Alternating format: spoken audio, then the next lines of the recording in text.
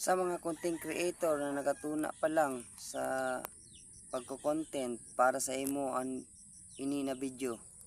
So paano ba mag-upload sa mga video?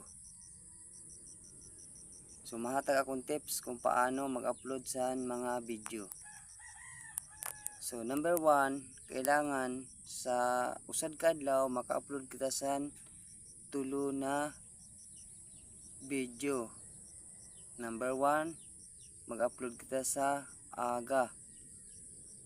Depende sa imo kung na oras ka mag-upload sa aga, basta kay mag-upload ka sa aga. Number 2, mag-upload ka sa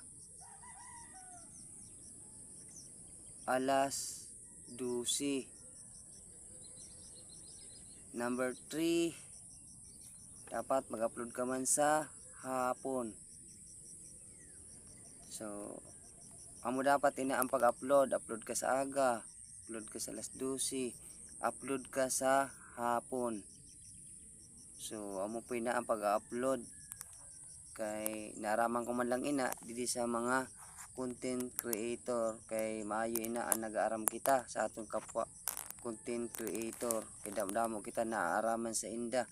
So salamat sa mga content creator na nagahatag sin advice sa aton, kay para maaraman ta kung paano gali mag-upload, dili kay